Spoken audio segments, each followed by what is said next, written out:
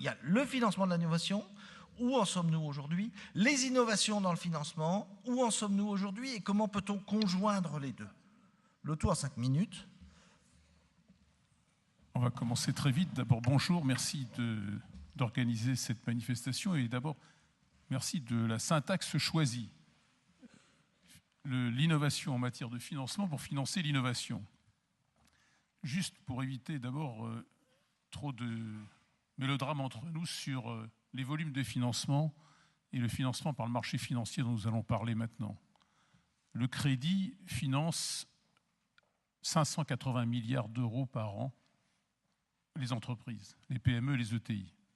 Le capital risque finance, capital développement seulement, à peu près 4 milliards par an. Le marché financier finance 2 milliards par an. Donc vous voyez, même si le marché financier, même si le capital investissement venait à considérablement se développer, on est encore très loin de ce psychodrame qui pourrait s'esquisser entre banquiers et marché financier, qui serait un combat inutile et erroné par rapport aux entreprises. La situation a évolué.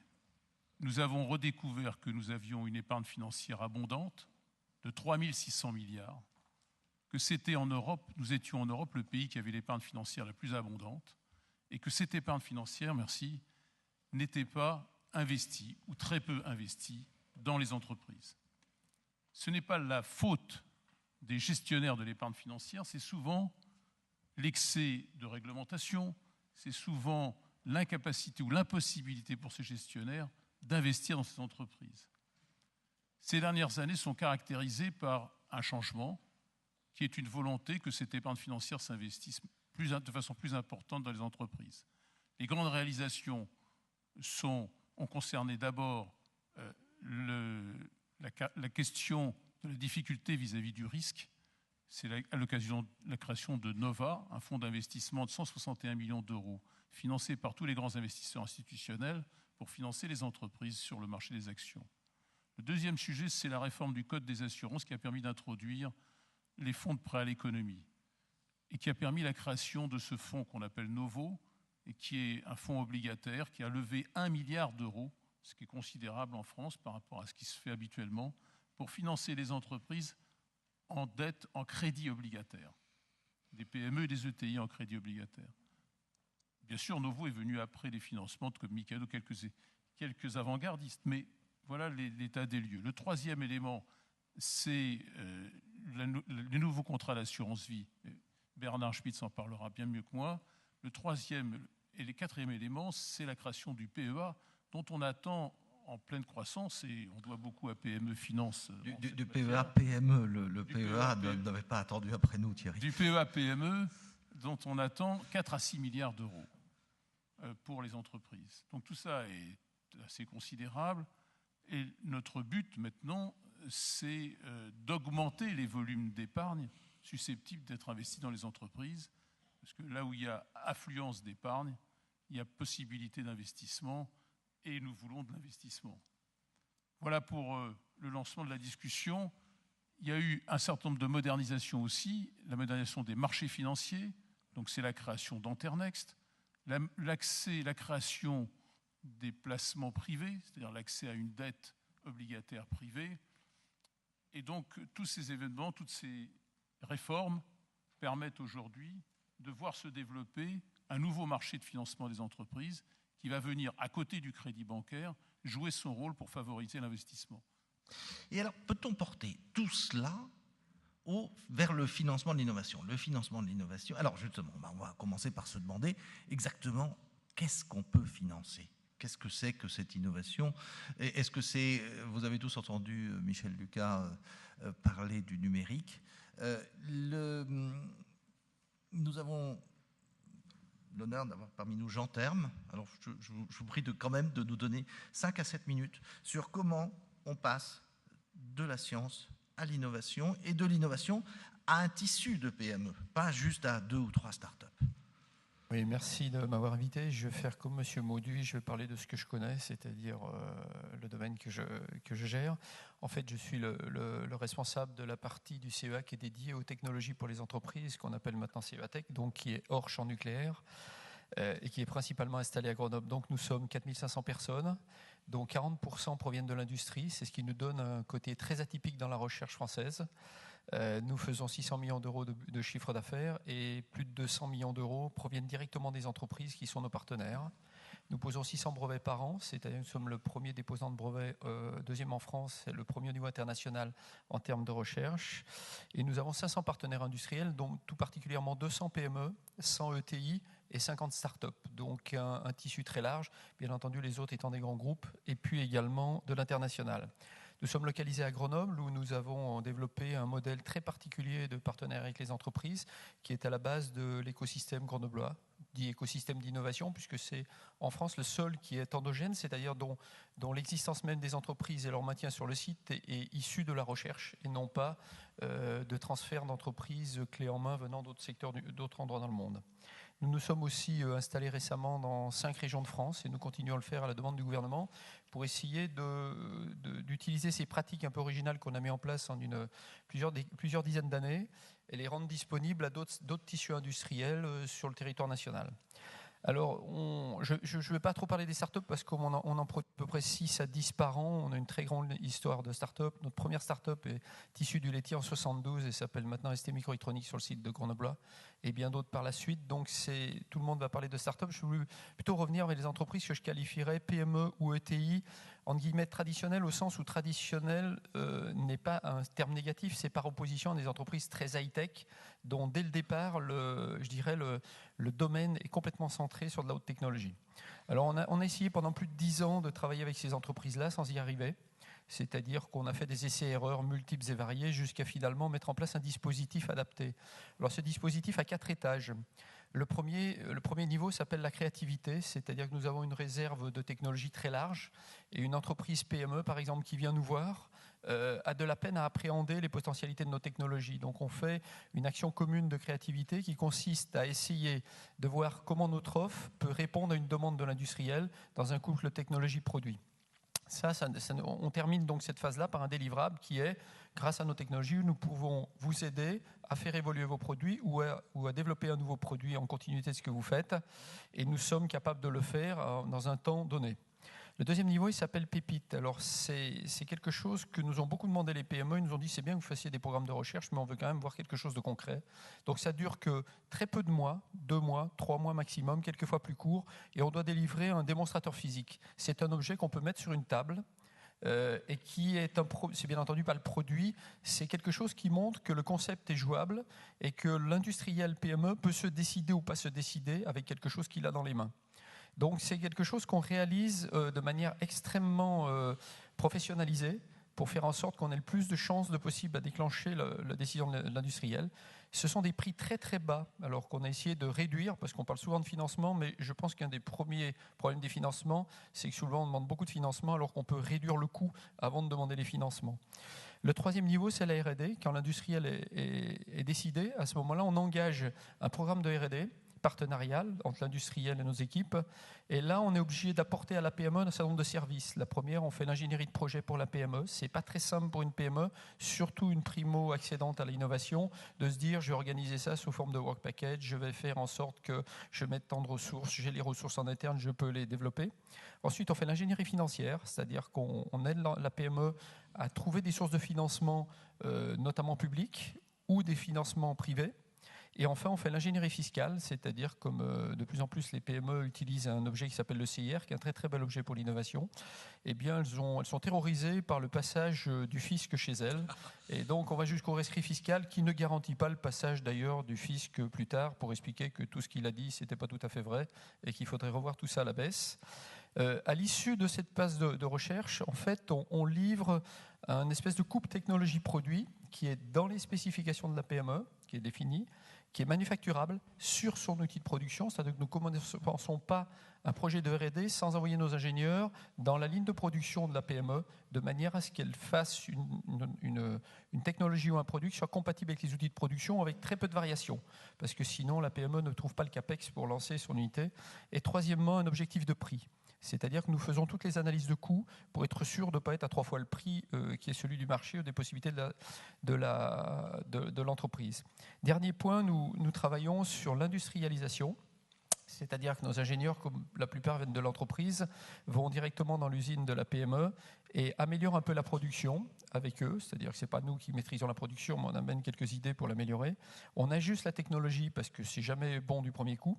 Et puis surtout, on fait des propositions de sous-traitants français. On qualifie des sous-traitants et on donne accès à la PME des sous-traitants dans le domaine de l'électronique, par exemple du logiciel et autres, qui lui permet d'avoir des sous-traitants sûrs, dans lesquels on connaît les prix et surtout qui sont français. Donc on arrive à créer une espèce de tissu industriel français autour de cette PME. Donc maintenant, nous travaillons avec 200 entreprises à peu près, et nous espérons monter à 500. Donc on essaye d'industrialiser, entre guillemets, le processus d'innovation en direction des entreprises, PME et ETI, et en plus sans perdre d'argent, ce qui est assez compliqué finalement. Et on a essayé d'imaginer aussi des dispositifs financiers très adaptés. Par exemple, quand on lance le projet Pépite, on a mis en place un système de financement mixte dans lequel les collectivités nous donnent un peu d'argent. On a un institut de recherche technologique sur la nanoélectronique à Grenoble qui met un peu d'argent. L'entreprise peut en mettre et on arrive encore à lever un petit peu d'argent. Donc sur des tickets qui sont assez faibles, ça peut être de 10, 50, 100, 150 kg euros. On arrive aussi à faire de l'ingénierie financière. Donc tout ceci pour dire que de plus en plus, quand on veut monter en puissance, on a besoin de plus en plus de travailler avec des financiers, mais pas sur un mode type start-up, parce qu'on travaille beaucoup avec les investisseurs dans les start-up, mais sur un mode très adapté aux PME. Et je pense que là, on retrouve, on l'a vu précédemment, notamment les banques mutualistes qui jouent beaucoup de ce côté-là, parce qu'on a une action très locale. On retrouve un certain nombre de financeurs, mais je pense que c'est un des grands outils qu'on devrait développer dans le futur, parce que développer des gros financements pour les grandes entreprises, c'est facile. Développer du capital risque pour les start-up, c'est pas facile parce qu'on en trouve difficilement en France, c'est surtout des pays étrangers qui viennent. Mais néanmoins, pour les PME, les ETI, des entreprises plus conventionnelles, il faudrait qu'on trouve des solutions beaucoup plus larges en termes de capacité d'utilisation. Merci. Merci à vous, Jean Terme. Je vais rebondir juste deux chiffres. Le crédit d'impôt recherche, c'est à peu près 5 milliards par an pour les entreprises. Pour les PME, c'est moins d'un tiers. Et en revanche, les PME représentent à peu près la totalité des 40% de projets qui sont cassés dans le lieu à redressement parce que considérés ne pas être de la recherche.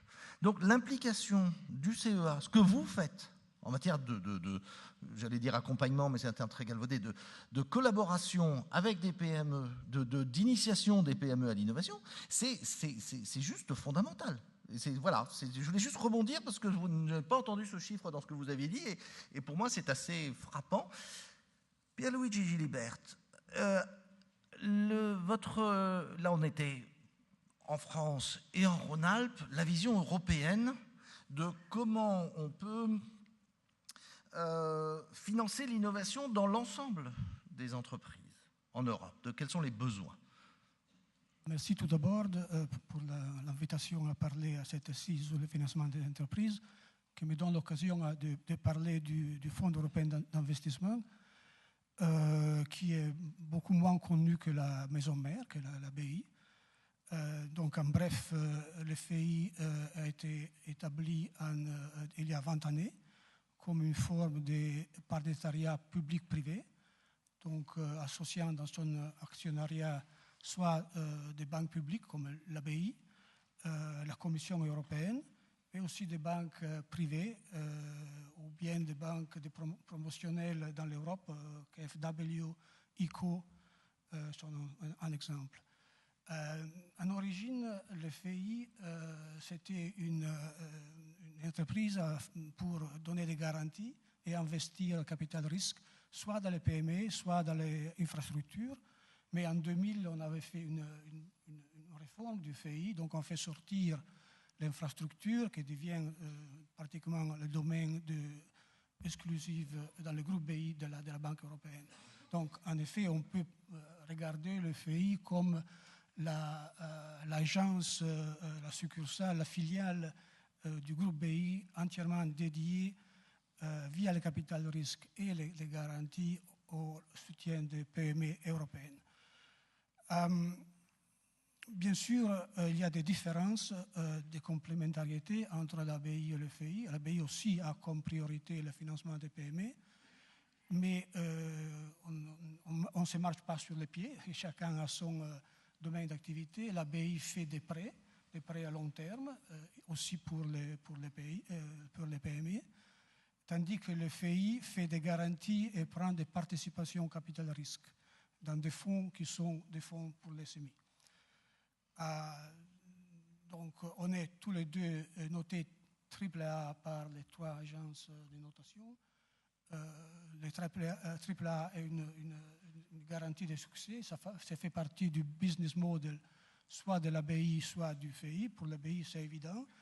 La BI doit emprunter sur les marchés internationaux 70-80 milliards d'euros par année. Le FEI ne fait pas d'emprunt sur le marché, mais fait une activité de rehaussement de crédit, donc des garanties à niveau de titrisation, donc a besoin d'un AAA pour amener les investisseurs à acheter cette obligation avec un sous-jacent de prêts au SME. Je ne vais pas parler de l'activité de garantie du fonds, mais clairement, c'est une partie très importante qui fait un peu partie de la stratégie du FEI de chercher de pallier au fait que les banques commerciales sont de plus en plus réticentes à investir dans les PME. Et donc, il faut attirer dans ce contexte les investisseurs institutionnels, les fonds de pension, les fonds d'assurance, dans le financement des PME. Et on le fait, entre autres, avec les moyens de la titrisation. Mais si j'en juge par l'expérience française, il ne doit pas se lever un fonds de capital risque en Europe, qui n'est pas le FEI, à l'exception très française des FCPI. Y a-t-il des fonds dédiés à la technologie et l'innovation qui se lèvent en Europe sans le soutien du FEI aujourd'hui? Donc, je venais justement à parler de l'autre moitié de l'activité du FEI, qui, bon, en 2013 a été de 3,4 milliards, donc 50-50 sur les garanties et sur le capital risque. Donc, notre portefeuille de capital risque maintenant est de à peu près 7,5 milliards et est financé par des ressources propres dans une façon assez minime, mais surtout, on est des gestionnaires de ressources qui nous ont apportées par la BI, par la Commission, par des États membres comme l'Allemagne, 1 milliard. Et donc, en effet, on est très présent au niveau européen. Nous ne sommes pas un opérateur opportuniste, on est là pour le long terme. Et donc, notre part de marché en Europe, étant donné que de plus en plus les investisseurs privés se sont mis à côté, et donc on a pris leur place et notre cote de marché en Europe, part de marché en Europe maintenant, je crois qu'est à l'entour de 20%, qui est très élevé. Donc, on peut dire vraiment que pour des fonds de taille inférieure à 300-400 millions d'euros, c'est très rare qu'un fonds soit lancé sans l'apport du FEI. Oui, très concrètement, ça veut dire que 20% de l'argent vient de chez vous et l'autre 20% au moins vient de la puissance publique nationale. On est des mandataires, donc des gestions de ressources qui nous ont apportées par la BI. Il y a un programme de 7 milliards, Evergreen. La Commission, l'État et les États européens. Bien sûr, on a un apport de capital propre, mais disons, est plutôt faible. C'est beaucoup plus important au niveau des garanties. Alors, parmi les innovations du financement dont on a commencé à parler, donc je vais prier Bernard Spitz de conclure, il y a finalement l'émergence d'une épargne longue à la française. Parce que ce soit les nouveaux contrats Vie Génération et Eurocroissance pourraient préfigurent de véhicules d'épargne longue disponibles pour le financement de l'innovation? Oui, absolument. De toute façon, le temps de l'assureur, c'est le temps long. On a dénoncé à plusieurs reprises, et on a avec juste titre ce matin, comme souvent, le court-termisme, et nous n'avons cessé de nous battre contre cette dimension, à la fois parce qu'elle est malsaine, mais aussi parce que ce n'est pas le modèle économique de l'assurance. Donc, je veux dire, à la fois par conviction et puis par objectivement, nous sommes orientés vers le temps long. Alors, pardon du fait d'avoir un peu haché les choses. Tout à l'heure, j'ai donné les chiffres, j'ai donné un petit peu l'état, le constat des lieux. Qu'est-ce qu'on peut faire? Et je pense que c'est important aujourd'hui à Lyon, dans cette réflexion que nous avons, de voir comment on peut aller plus loin dans le financement à travers les assureurs des PME. Il y a, je pense, deux types de nature de choses à concevoir. L'une qui consiste à étendre les financements au-delà des ETI qui sont quand même les principaux récipiendaires vers les PME, les grandes PME et celles un peu moins grandes. Et puis donc il y a la question de savoir comment on va développer les nouveaux produits que sont l'eurocroissance et le Vigénération. Rapidement, sur le premier point, nous avons toujours, la réglementation étant ce qu'elle est, des limites pour les prêts directs aux entreprises industrielles et commerciales. Et nous proposons donc, c'est la première chose, d'étendre le dispositif actuel afin de couvrir les holdings industriels et de permettre la couverture du risque de change et ainsi qu'au fonds de prêts aux infrastructures. Ça, c'est toute une série de propositions qu'on va faire à la forteresse de Bercy, pour prendre l'expression de tout à l'heure, très rapidement. Ensuite, les dispositifs du type placement privé, les fonds novos dont on a parlé avec Thierry, s'adressent surtout aux ETI qui ont des moyens financiers importants parce que c'est quand même des mécaniques assez complexes. Il faut avocats, banques arrangeuses, etc. Donc, ce qu'on a essayé de faire avec la profession, c'est de réduire pour les PME le coût des opérations. Et c'est la raison pour laquelle la profession a contribué à la rédaction d'une charte des placements privés et qu'on travaille actuellement à sa déclinaison au travers de la rédaction d'un contrat de prêt type et d'un contrat obligataire type pour les émetteurs et les investisseurs. L'idée, c'est de standardiser ces processus pour qu'ils soient moins coûteux, plus accessibles et plus permettre donc des liens plus transparents. Ça, c'est le premier point. Alors sur les nouveaux contrats d'assurance vie, la question, c'est qu'ils puissent tenir leurs promesses. L'eurocroissance et le Vigénération, bon, ce sont deux instruments de nature tout à fait différente. Je rappelle que l'eurocroissance, l'idée fondamentale derrière l'eurocroissance, c'est de se dire aujourd'hui, les Français, je parlais tout à l'heure de l'aversion au risque, les Français ont le choix au fond entre deux alternatives extrêmement éloignées. L'une qui sont les fonds en euros avec un rendement plus modeste depuis que les taux sont ce qu'ils sont, certes attractifs par rapport au reste des produits d'épargne, mais quand même modestes, mais avec zéro risque, garanti pendant toute la durée de la détention. Et puis, il y a l'autre option qui, elle, est évidemment risquée parce que pas garantie. Donc, comment faire pour trouver le juste milieu? Le juste milieu, c'est l'eurocroissance, c'est-à-dire que l'idée, c'est que la garantie intervient, mais elle intervient à terme. Et donc, le système est exactement le même qu'aujourd'hui, sauf que donc les Français pourront, et on va avoir recours à ce qu'on a appelé jadis la fourgoucisation, c'est-à-dire le fait de pouvoir faire un transfert tout en conservant l'antériorité fiscale. Les Français vont donc pouvoir choisir de répartir leur épargne en matière d'assurance vie en unité de compte, en assurance vie traditionnelle, euro et eurocroissance.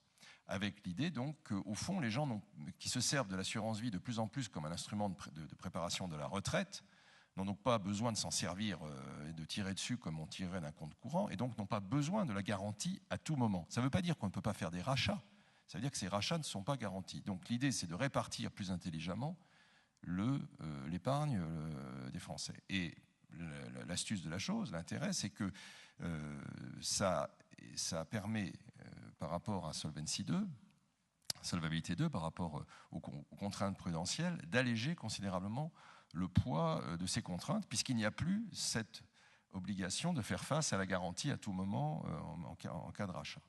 Donc, il s'agit de restituer aux épargnants la valeur de ce coût que représentait cette garantie, qui en fait est un coût pour rien, puisque les gens n'ont pas besoin de... Encore une fois, le délai moyen de détention d'une assurance vie en France, c'est plus de 12 ans.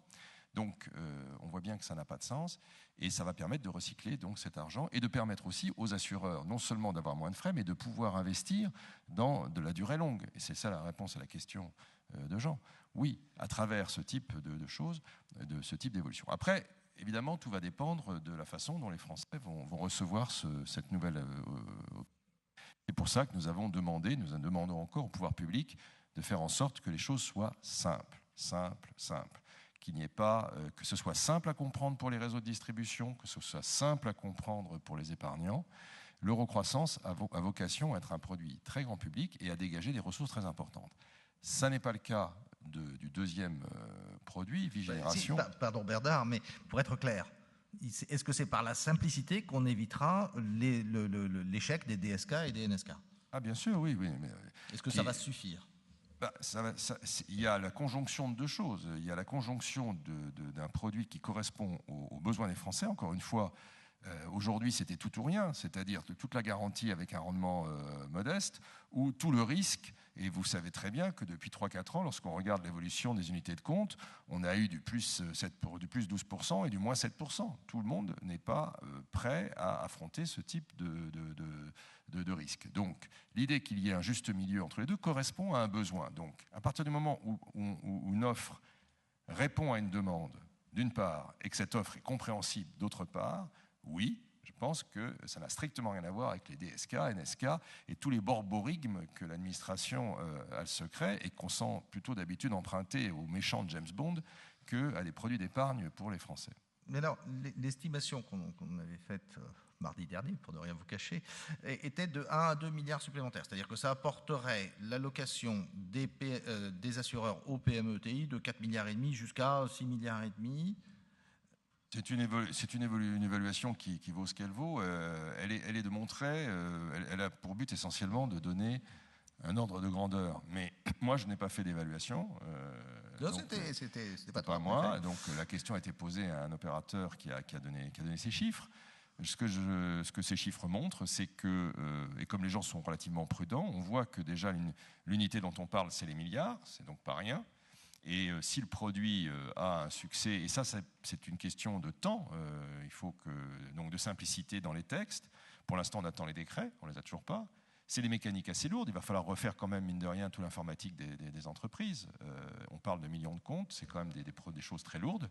Donc, le plus tôt les textes sortiront, le plus tôt les assureurs seront en mesure de proposer ces produits. Je pense qu'on a des chances raisonnables d'arriver avant la fin de l'année à avoir quelque chose, à avoir les premières offres qui se présentent. En tout cas, c'est l'intention des assureurs. Et après, oui, je pense qu'on peut avoir un grand succès. Il y en a qui, là-dessus, ça va être aussi la concurrence qui va jouer. Il y a des assureurs qui disent que c'est l'assurance vie du XXIe siècle. Donc, acceptons-en l'augure. Alors, je ne sais pas s'il y a loin de la coupe aux lèvres, mais il y a loin, en tout cas, de Bernard Spitz à Antoine Piapernic, et du fait que cet argent dont on parle arrive dans des fonds comme le tien, Antoine, Sofinova Partners. Aujourd'hui, les fonds d'épargne longue existants, qui sont principalement non européens, et en tout cas non français, investissent de moins en moins, en fait, dans les fonds de capital risque comme Sofinova et dans le financement de l'innovation en général. Antoine. Oui, alors peut-être juste un rappel historique. Donc Sofinova, c'est une société de capital risque qui a été fondée en 72.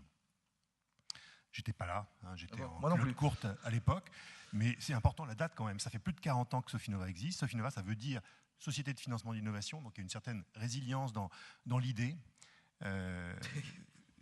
Et ces 500 entreprises, voilà, tu n'aurais pas pu faire mieux. Là, donc c'est 500 entreprises financées depuis 72, 1,3 milliard d'euros sous gestion, 7 fonds aujourd'hui des FCPR, des PCI, maintenant on appelle ça, je crois. Donc Sofinova a été d'abord société de financement d'innovation, une SFI, puis une SCR, société de capital risque, puis a été cotée en bourse dans les années 80. Puis ensuite a levé à la naissance des FCPR, des FCPR, donc un des premiers FCPR qui a été monté en capital risque, le premier étant en 89, depuis, voilà, donc maintenant FPCI. Donc au-delà de l'acronyme, on fait le même métier depuis les premiers temps, qui étaient vraiment les premiers temps du capital risque, même à l'aune américaine, ça qui est assez incroyable. C'était le tout début. Donc, je vais juste faire une petite citation d'un ministre actuel, mais dans une précédente vie, puisqu'il était ministre dans les années 90, j'ai oublié, c'était en l'occurrence, c'est Laurent Fabius. Ça m'a marqué, parce que j'étais déjà dans le métier, et je l'écoutais à une conférence où on parlait exactement de la même chose, c'est-à-dire comment est-ce qu'on fait pour faire en sorte que le capital risque finance les startups innovantes en France. Et je me souviens, il a dit quelque chose qui était la suivante: en France, il y a deux choses que l'on n'aime pas, c'est le succès et l'échec. Et c'est quelque chose qui m'a marqué, parce que quand on pense à ça, c'est extrêmement marquant. On peut imaginer qu'on vient de loin, on revient de loin. Et maintenant, parce que je suis un éternel optimiste, je regarde qu'est-ce qu'on a fait depuis 20 ans. C'était dans les années 95-96, je ne me souviens plus exactement de la date. Mais, et on peut regarder en arrière en se disant, mais on a fait un progrès absolument incroyable depuis 15 ans ou 20 ans en termes de succès. On peut aujourd'hui démontrer un certain nombre de succès d'entreprises qui ont été financées par le capital risque, qui sont devenus des vrais succès, soit en bourse, soit elles ont été acquises par d'autres entreprises européennes ou américaines. Mais en tout cas, l'effet du démarrage de cette industrie, on peut estimer qu'on l'a fait, qu'aujourd'hui, on est dans une bien meilleure position qu'on l'était il y a 15 ou 20 ans. Donc, la réalité, c'est que le monde du capital risque est pas dans une situation facile parce que lorsqu'on regarde derrière les grands donneurs d'ordre, les fonds de pension, les compagnies d'assurance, les fonds de fonds, eh bien eux regardent les chiffres, et que lorsqu'on regarde à l'échelle mondiale les chiffres du capital risque, que ce soit dans le domaine de la santé, dans le domaine des sciences de technologie de l'information, que ce soit aux États-Unis ou en Europe ou ailleurs, eh bien ces chiffres ne sont pas bons. Et ça, il faut le reconnaître. Et donc, la première raison pour laquelle le capital risque n'est pas aussi florissant qu'il devrait l'être, c'est d'abord à cause de ces chiffres. Il faut avoir l'honnêteté de le dire. Maintenant, bien sûr, ces chiffres, d'abord, on a depuis 20 ans, comme j'ai dit, bien évolué. Nous, aujourd'hui, on existe, je crois, grâce à nos chiffres et pas à cause de nos chiffres. Maintenant, les grands donneurs d'ordre qui, eux, eh bien, regardent dans le rétroviseur, ils ne voient que ces chiffres-là. Nous, on voit l'évolution, on voit notre capacité les résultats relativement récents des 10 dernières années à financer des entreprises à succès. On voit un taux de rendement interne. On a, chez Sofinnova, un taux de rendement interne qui ferait pâlir les compagnies d'assurance. Enfin, clairement, on a réussi à démontrer que c'était faisable. Mais alors, les Américains ont un dicton, pour résumer ça, qui est qu'il faut investir dans le capital risque aux États-Unis et dans le LBO en Europe. Et c'est d'ailleurs ce que fait à peu près tout le monde. Oui, mais comment est-ce qu'on peut sortir de cette conviction unanime qui fait qu'à la fin, comme le disait ton prédécesseur, Pierluigi, le capital risque en Europe est sur un goutte à goutte d'argent public?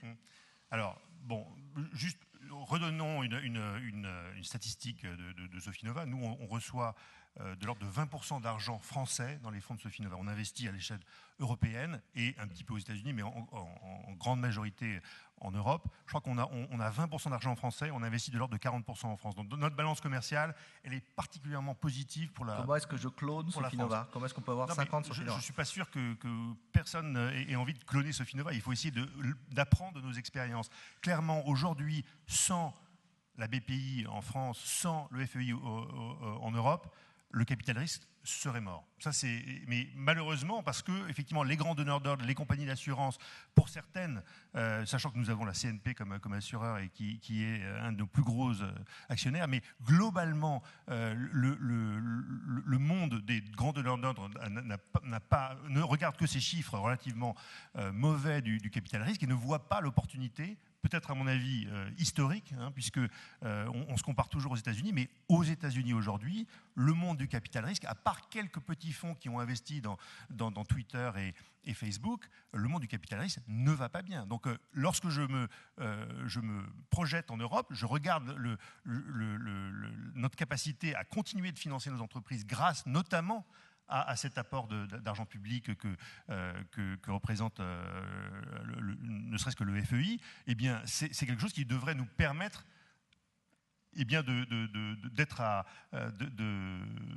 d'être en concurrence tout à fait équilibrée avec les Américains.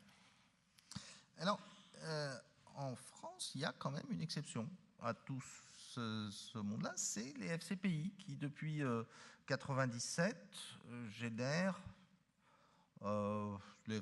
allez, on va dire entre 500 et 700 millions autour du demi-milliard de levées chaque année sur les FCPI technologiques. Oui, voilà, Alexia tout à Pérouse, fait. qui en gère justement non pas un, mais 40. Beaucoup. beaucoup. Je vais revenir dessus. Oui, tout à fait. Si on prend les chiffres de 2013, on est à peu près, je pense, dans l'ordre de 308 millions d'euros pour les FCPI. Si on rajoute les FIP, c'est 375, donc on est à 700 millions d'euros sur l'année 2013 qui ont été levés. Et c'est une croissance de, entre 7 et 9% cette année 2013. Donc ça, c'est plutôt une bonne nouvelle, et c'est en effet un montant qui n'est pas négligeable pour investir dans nos startups. La bonne nouvelle surtout, c'est que c'est une hausse qu'on n'avait pas vue depuis 5 ans, puisque ça faisait 5 ans que nos collectes étaient en décroissance. Donc ça, c'est plutôt positif. C'est quelque chose qui est extrêmement complémentaire en effet avec les fonds de type Sofinova et FCPR, parce que ça nous permet de co-investir. Il faut savoir que nous, moi, Omnes, je co-investis avec le plus souvent des FCPR d'ailleurs que des FCPI. Forcément, on a une limite qui est la fameuse de minimis que Jacques à ma droite connaît bien, de 2,5 millions d'euros par an par société. Donc ça, c'est une contrainte parce que ça ne permet pas d'investir dans des sociétés en sciences de la vie telles qu'on le voudrait, puisqu'aujourd'hui, en effet, il faudrait avoir des poches de 10, 15 millions, 20 millions d'euros pour pouvoir mettre ça. Donc, je pense que les FCPI, c'est très bien. Ça a permis de tenir pendant le temps de la crise un certain nombre de sociétés, ça permet de compléter, mais et même si les collectes reprennent, il y a encore énormément de choses à faire. Il faut réduire ces contraintes techniques de quotas. Bon, il y a déjà eu des délais, on a un peu plus de temps pour investir, donc ça c'est bien. On n'a pas encore fait sauter le plafond, j'espère que ça ne va pas tarder. Moi, ce que je voudrais dire, c'est finalement, donc moi j'investis de la même manière qu'un FCPR, mais quelque part, mon boulot au quotidien, il est en effet beaucoup plus compliqué puisque je gère 23 fonds. Aujourd'hui, on a 64 sociétés actives. 23 fonds, ça veut dire 72 rapports à sortir par an. Ça veut dire 2 clôtures annuelles par an. Ça veut dire 4 management company presentation à notre LP, qui est le banquier, chaque année. Ça veut dire, l'année dernière, Omnes a fait 33 opérations d'investissement, dont 4 sorties. 10 distributions. Pardon de t'interrompre, mais ça, c'est juste la complète. Combien as-tu de souscripteurs à tes fonds? Des milliers, je ne sais même pas le chiffre exact. C'est plusieurs dizaines de milliers. Oui, plusieurs dizaines de milliers, parce que mon ticket moyen, il est de 5 000, 7 500 euros. Il y a plusieurs dizaines de milliers de souscripteurs des fonds d'Alexia, il y a plusieurs dizaines de souscripteurs des fonds de Sofinova. Voilà, ça fait une complexité de back-office. Voilà. Et donc ça fait... Mais au-delà de ça, et c'est la question pour tout dire, est-ce qu'il y a une unité de la classe d'actifs capital-risque? Voilà, tout à fait, parce que... Non, mais tout à fait, parce qu'après, ce qui compte, c'est l'investissement et le type d'investissement dans lequel on investit. Et encore une fois, nos syndicats sont tout à fait internationaux. Donc moi, Omnes, on est capital risque, technologie de l'information et aussi sciences de la vie. Dans ma partie sciences de la vie, sur toutes mes lignes, j'ai des syndicats qui sont internationaux. Donc avec des fonds, si c'est français, j'aurai du Sofinova et autres, et j'aurai d'autres noms internationaux sur les autres. Donc on essaye... Donc vraiment, je dirais, l'objectif ultime, il est exactement le même. Et ce qui est très bien, c'est qu'en 10 ans, on a appris à gérer ça. Donc j'ai envie de dire que maintenant, la grosse machine, elle roule, donc c'est plutôt bien.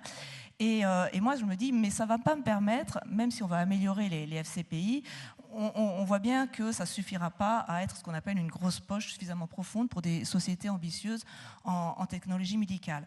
Donc, moi j'ai l'idée, je le dis en effet, de dire, il faudrait que je puisse lever à ces côtés-là un autre fonds, que ce soit un FCPR, une SCR, une holding. À la rigueur, j'ai envie de dire, mais peu importe l'outil, ce qu'il faut, c'est qu'on puisse travailler de façon efficace et qu'on puisse faire notre métier de façon efficace. Si je sais gérer 23 fonds, je peux très bien en rajouter 1 ou 2 en plus. C'est pas ça qui va me compliquer tellement la vie, de décliner d'une façon différente. Mais alors, ce qui est assez rigolo, c'est que j'ai eu quelques discussions préliminaires, donc ça va peut-être certainement changer, mais quand j'ai été voir certains institutionnels, on m'a dit « Ah mais non, mais vous venez du monde du FCPI, donc vous êtes un first fund ». Et là, on a les bras en tombent. On dit, non, je fais ça quand même depuis 15 ans. Regardez le track. On a des très belles sorties. On a un track record positif. Je change mon outil, mais voilà. Donc, nous, les ventures, je pense que sur les 15 ans, les 15 dernières années, on a beaucoup adapté sur notre façon d'investir, dans les business models.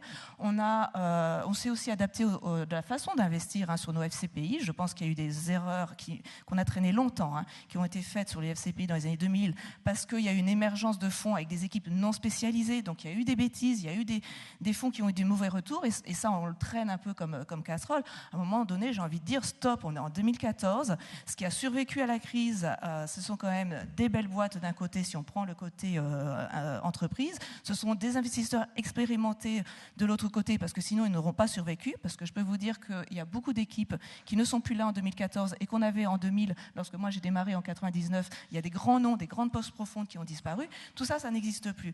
Et par contre, donc, il faudrait un petit peu que maintenant, au niveau du LPs, en effet, on ouvre un peu la case, on ouvre un petit peu aussi, on adapte et qu'on arrête de sticker les box et qu'on voit un peu l'expérience. Voilà, parce que il y a mon expérience, il y a nous qui allons sur la route en disant il faut qu'on lève plus facilement, plus rapidement, mais il y a d'autres fonds, moi je trouve qu'il y a plein d'initiatives, les fonds entrepreneuriaux, etc.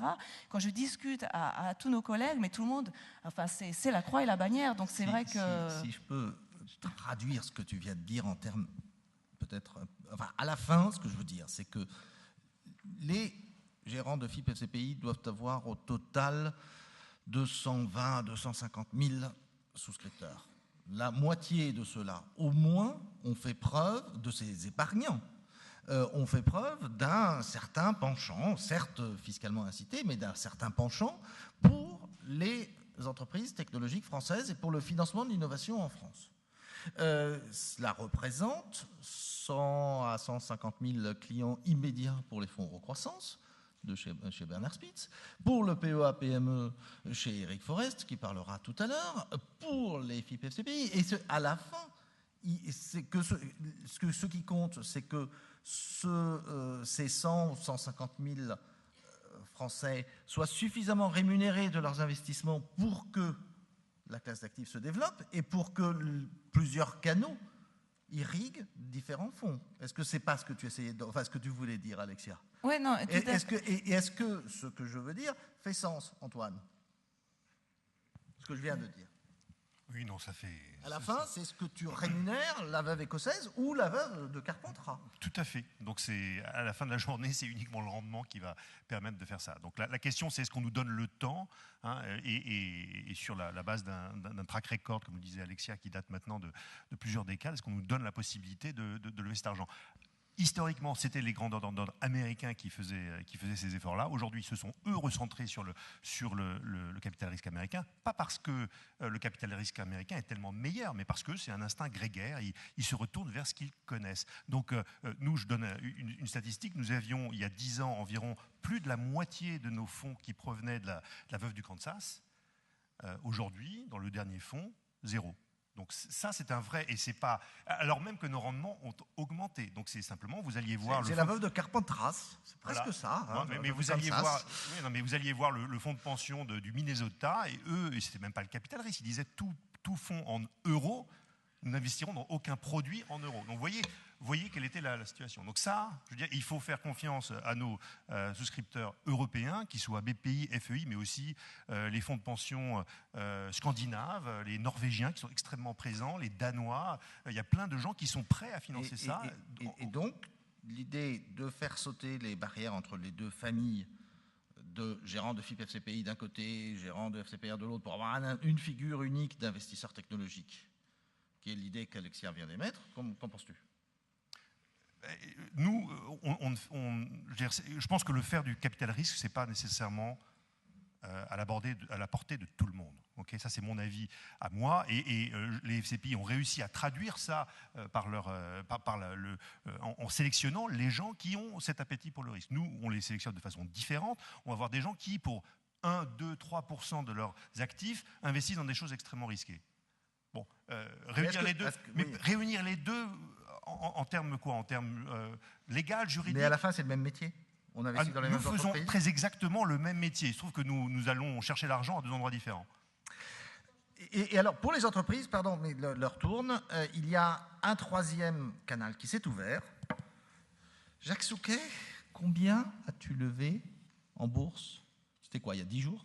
Oui, il y a 10 jours, on a levé 50 millions d'euros. 50 millions d'euros? Oui, dans le cadre de l'IPO qu'on a fait. Je veux bien que tu nous en dises un petit peu plus quand même, parce que 50 millions d'euros pour une introduction en bourse sur la bourse de Paris, c'est quand même remarquable, quand on n'est pas numéricable. Oui, ce que je voulais dire, revenir un peu en arrière sur le capital risque. On a démarré la société Supersonic Imaging, qui est une société d'imagerie médicale, par l'argent du capital risque. Ça nous a apporté deux choses, non seulement l'argent, mais aussi la rapidité avec laquelle on a pu lever l'argent. On opère, nous, dans un milieu où la concurrence est très forte. On est face à General Electric, à Philips, à Siemens, à Toshiba. C'est quand même des monstres, des dinosaures dans l'imagerie médicale.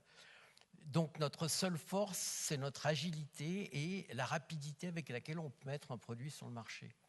Donc notre produit, on l'a mis sur le marché après 3 ans de recherche et on a dépensé les 10 premiers millions d'euros qu'on avait levés et Alexia faisait partie du premier pool d'argent levé. Et vous ne veniez pas du CEA, mais vous auriez pu. Non, je venais des États-Unis à l'époque, mais j'aurais pu venir du CEA, effectivement. Donc cette rapidité est essentielle. À titre de comparaison, j'étais précédemment le responsable du développement scientifique et technologique à Philips. Pour développer une plateforme équivalente à Philips, on mettait 10 ans et on dépensait 200 millions de dollars. Donc là, on a mis 3 ans et demi et on a dépensé 10 millions d'euros. Donc il y a ce facteur d'échelle qui est important et on se trouve confronté à GE, Philips et Siemens partout à travers le monde. On a une base installée de 800 machines dans 56 pays à travers le monde. On a ouvert une filiale en Chine il y a maintenant 1 an. Je faisais partie du voyage du président Hollande en Chine en avril dernier et ça a été le catalyseur pour l'ouverture de notre filiale en Chine. On a 18 personnes en Chine et quand on regarde notre chiffre d'affaires aux États-Unis, en Chine et en France, c'est 60% de notre chiffre d'affaires aujourd'hui. Donc on passe par automatiquement l'international pour le succès de l'entreprise. Alors maintenant la bourse. Oui, la bourse nous apporte, je pense qu'elle va nous apporter beaucoup de choses. Une certaine visibilité. Quand on a à faire face dans des appels d'offres aux gros dont je viens de parler, nous on est véritablement tout petit. Donc derrière il faut rassurer le client qu'on n'est pas là pour un feu de paille, mais qu'on est là pour le long terme. Et être coté est quelque chose de beaucoup plus stable. Ça va nous permettre aussi d'accélérer notre croissance. On est à un point d'inflexion dans l'entreprise où on va pouvoir grossir très très vite, potentiellement parlant. Et cette croissance va se passer principalement par le biais d'un accroissement de la force de vente, pas simplement en France, mais à l'international. Donc pour nous, c'est essentiel ce passage en bourse. Outre vous vous attendiez à lever 50 millions quand vous êtes parce qu'en plus, vous avez été sursouscrit combien de fois? Non, pas beaucoup, mais on a été sursouscrit, effectivement. C'est ce qu'on voulait lever. Donc, c'était dans votre plan. Il y a 2 ans, vous imaginiez pouvoir arriver sur la Bourse de Paris, lever 50 millions d'euros? On a essayé de rentrer en bourse il y a 2 ans, mais il y a eu les élections grecques et le marché s'est effondré. Donc on a freiné les cas de fer et on a attendu que le marché soit un peu plus favorable. Donc il faut être flexible aussi. Eric Forest, si on prend le regard général, est-ce qu'on va pouvoir avoir plusieurs Jacques Souquet, de très nombreux Jacques Souquet? Est-ce qu'on va pouvoir transformer la bourse française, ou de la bourse européenne, devrais-je dire, Euronext, en un canal beaucoup plus important de financement de l'innovation? Alors, nous avons déjà plusieurs Jacques Souquet. Bravo pour la belle opération. J'ai eu la chance d'accueillir Jacques il y a effectivement quelques jours pour ouvrir les marchés financiers.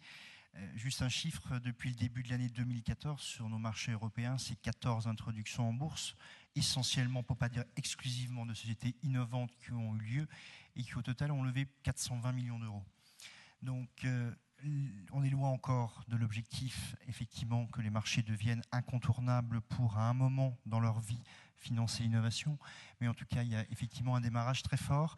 Et avec un retour de l'ensemble des investisseurs, vous parliez beaucoup tout à l'heure des problématiques de LP. Les problématiques d'investisseurs, c'est une problématique que la bourse a connue aussi pendant de nombreuses années, jusqu'il y a peu de temps. Aujourd'hui, on assiste à un véritable retour des investisseurs, aussi bien institutionnels et européens. Nous parlons ici des assises européennes du financement, donc important de noter donc, que dans toutes ces opérations de financement de l'innovation de sociétés technologiques, les investisseurs institutionnels européens ont été très présents, et aussi un retour évidemment des investisseurs particuliers qui n'ont pas boudé leur plaisir et qui dans chacune de ces opérations sont venus de façon massive. Alors un point quand même, parce que on entend et on lit toujours la même chose, c'est-à-dire que qui dit innovation, qui dit technologie, c'est risqué. Et donc le risque, c'est pas bien. J'ai encore vu tout récemment que beaucoup d'introductions en bourse réalisées depuis 2014 concernaient des opérations qui, d'un point de vue comptable, ne sont pas bénéficiaires. C'est vrai, par définition, notamment tout le domaine des sciences de la vie. Je voudrais juste préciser qu'il s'agit d'entreprises d'avenir et donc d'investissements d'avenir, et que regarder la qualité d'entreprise à l'aune de leurs résultats comptables et du résultat net de l'instant présent, à mon avis, est un peu court comme raisonnement. Mais je referme cette parenthèse. Un point sur les sciences de la vie, on ne le sait peut-être pas. Aujourd'hui, sur nos marchés Euronext, le secteur des sciences de la vie est donc le premier marché européen. Derrière, bien sûr, les États-Unis, mais de loin devant tous les autres pays européens, avec bientôt près de 60 sociétés des sciences de la vie qui seront sur les marchés. On est parti de zéro en 2004, si je simplifie, et finalement c'est un écosystème qui s'est développé, investisseurs, analystes, entreprises, qui au fur et à mesure donc a cru et embelli. Près de 60 sociétés dans le domaine des biotech et des medtech qui seront cotées sur nos marchés Euronext d'ici la fin de l'année. Je peux vous l'assurer, aujourd'hui on est à plus de 50 de toute façon. Deuxième exemple, il est tout frais, il est de ce matin, Jean, tu vas me l'autoriser, puisque je n'ai pas pu ouvrir les marchés avec son président comme je l'ai fait avec Jacques pour être ici avec vous. Et d'autant Bercio. Ce matin, donc, AWOX. AWOX s'est introduit en bourse. C'est la première société européenne d'objets connectés qui a franchi le pas et qui a levé 25 millions d'euros sur les marchés. Juste, au passage, il aurait pu en lever 100, puisqu'il y avait une demande supérieure à 100 millions d'euros pour une entreprise qui fait un peu moins de 7 millions d'euros de chiffre d'affaires. Et en tout cas, voilà, une vraie technologie française, objet connecté, qui était une des stars du salon de Vegas en début d'année, star française du salon de Vegas. Et elle a décidé de rejoindre la bourse, en tout cas avec un très très beau succès, tant auprès des particuliers que des institutionnels. Et d'autres opérations se profilent dans les semaines qui viennent. Je peux te reprendre sur un truc. Dis-moi. Ouais, quand je regarde les Jeux Olympiques, il y a toujours un truc qui m'énerve, Oui. quand ils font les palmarès de médailles, Oui. c'est que personne ne fait jamais le total des médailles remportées par les 28 pays de l'Union européenne, parce que dans ce cas-là, il serait considérablement supérieur au nombre de médailles obtenues par la Russie ou les États-Unis. Et tu viens d'expliquer que, que les entreprises cotées sur le marché français en biotechnologie étaient nettement plus importantes que les 27 autres pays, et mais bien sûr nettement moins importantes que le marché américain, ou les marchés américains, devrais-je dire. Et à quand un palmarès européen, monsieur Euronext ? Mais il est déjà européen, en ce sens que je le disais tout à l'heure, les investisseurs sont déjà européens. Et aujourd'hui, sur les opérations qu'on voit passer, ce sont des investisseurs allemands, suisses, pays scandinaves de retour, anglais, Benelux, peu d'Europe du Sud aujourd'hui, puisque les marchés actions en Europe du Sud ont encore plus souffert que dans d'autres zones de l'Europe, donc qui investissent dans la société. Donc le marché, il est déjà européen. Alors après, on peut travailler effectivement à demain faire plus que font les Américains. C'est un palmarès olympique que je veux. Je ne sais pas Oui, combien il y a de sociétés de biotechnologie cotées en Europe.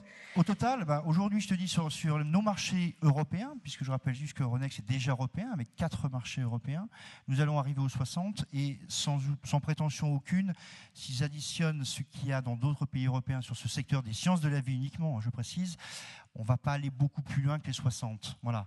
Il y a des pays où il n'y en a quasiment pas, puisque c'est des marchés qui ne se sont pas forcément ouverts partout. Donc, pour rebondir sur ce que dit les États-Unis, c'est vrai qu'il y a des sociétés qui, le marché américain est plus actif depuis très longtemps sur les secteurs technologiques, de par sa profondeur. Aujourd'hui, c'est pour ça que je ne me satisfais pas des 14 introductions, et j'espère que nous continuons à œuvrer pour qu'il y en ait beaucoup plus au service du financement de l'innovation dans les années qui viennent. Nous manquons d'une profondeur de marché. Nous manquons aujourd'hui d'analystes financiers qui sont spécialisés sur ces segments technologiques de l'innovation et qui sont donc aptes à comprendre des business économiques ou des modèles économiques un petit peu différents, pour ne pas dire très différents, et donc qui derrière entraînent des investisseurs qui aussi s'intéresseront à ce segment. Donc voilà, il y a encore beaucoup de chemin à faire. Le marché américain a une profondeur extrême par rapport au marché européen sur ces segments de l'innovation. Nous y travaillons. Je peux vous annoncer que dans quelques jours maintenant, je vais officialiser donc la promotion en matière d'analyse financière d'un segment technologique au sens très large, puisqu'il portera sur plus de 200 valeurs européennes cotées, donc pour lesquelles nous allons promouvoir et financer un programme d'analyse financière. C'est une goutte d'eau, c'est une première étape, mais pour moi, elle est importante pour qu'on réacclimate, on réhabitue des investisseurs et des analystes à ce segment. Souvenons-nous quand même que des mythiques se sont financés par la bourse, que des hauts féminins se sont financés par la bourse, et que si on prend aujourd'hui les 40 premiers éditeurs logiciels français, 24 d'entre eux sont cotés en bourse depuis de nombreuses années pour certains. Antoine, j'ai vu que tu voulais réagir, mais vraiment d'un mot, et puis non, juste Thierry sur Jamie le pour segment, conclure. parce que à la course entre les États-Unis et l'Europe, sur le segment propre à M. Souquet de l'instrumentation médicale, Euronext Paris, Dans le micro.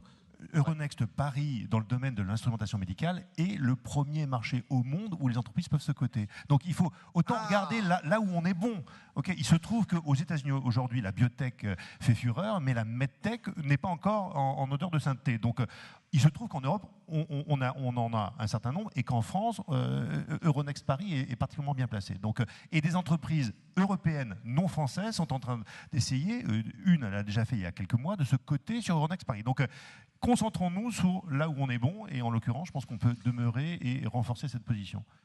Thierry Jamie, la question difficile, mais ce sera la dernière.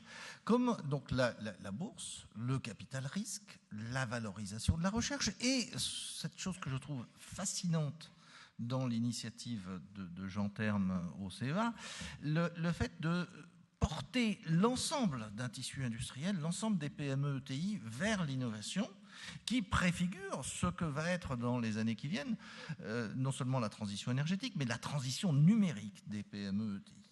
Comment est-ce qu'on tresse tout cela? Les fonds d'épargne longue de Bernard Spitz qui vont naître, l'appel à l'épargne publique d'Alexia Perouse, la renaissance de la bourse grâce à Éric Forest et Jacques Souquet, la fertilisation du tissu de PME grâce à Jean Terme, et j'ai oublié Antoine Papiernik, mais voilà, c'est parce que tu étais trop près, et l'argent public distribué via Antoine Papiernik par Pierre-Luigi Gilibert. Comment est-ce qu'on tresse tous ces fils dans un financement de l'innovation efficace et dynamique qui touche l'ensemble des tissus de PME en France et en Europe? C'était juste la question de conclusion, après on pourra aller déjeuner. C'est une question simple. Et bien sûr, tu as, allez, 1 minute. Une question simple. C'est un résultat extraordinaire auquel nous sommes parvenus. Finalement, les orateurs disent quoi? Il y a plus de capital dans le capital investissement. Dans le capital risque, les volumes ont augmenté. Il y a plus d'entreprises cotées dans le marché financier. On a 2 exemples, une entreprise qui vient d'être introduite et le rapport que nous en a fait Eric. Troisièmement, il y a de l'argent, des capitaux du secteur de l'assurance qui sont maintenant fléchés vers les entreprises. Donc, et on a une situation qui n'avait pas d'équivalent auparavant. Comment arrive-t-on à cette situation? Parce qu'on a fait un peu de réforme des marchés financiers. Et il nous en reste encore à faire. Il nous en reste encore à faire vis-à-vis des épargnants sur la question de l'aversion au risque. Il nous en reste à faire vis-à-vis des grands investisseurs institutionnels pour qu'ils consacrent davantage de capitaux aux entreprises. Et il nous en reste à faire dans la réglementation qui entoure toutes ces activités pour qu'elles soient simplifiées et que les choses soient rendues faciles. À ce compte-là, on arrive à quel résultat? On arrive à augmenter globalement l'assiette des capitaux qui sont à investir dans les entreprises. Et comme tout entrepreneur, on sait que si on augmente l'assiette, on a des capacités marginales. Si on augmente ces capacités marginales, on a donc des capacités plus importantes pour financer l'innovation. Et là est toute la question. Nous avons 3 600 milliards d'épargne. La part de cette épargne qui doit être consacrée aux entreprises doit croître. Si elle croît, nous en soustrairons une partie pour l'innovation et pour en faire davantage. C'est ce processus qu'ensemble, à l'occasion de beaucoup de missions, beaucoup de réformes, beaucoup d'énergie déployée par les uns et les autres, nous sommes parvenus et que nous sommes en train de mettre en mouvement. Ce qui me permet de rappeler l'introduction de Michel Sapin. Le mouvement a commencé, accélérons-le. Donc, d'ensemble, une des conclusions, c'est sur ces 3 sujets, à la fois les marchés, les capitaux et la facilité pour organiser tout cela. Sur ces 3 sujets, poussons dans le bon sens. Et enfin, par rapport au débat sur argent public et argent privé, nous avons une chance d'être ou de réduire la part de l'argent public ou d'en augmenter le rendement s'il se maintient par l'augmentation de l'argent privé qui va venir à cette occasion-là. Merci à vous tous. Je vous prie de les applaudir.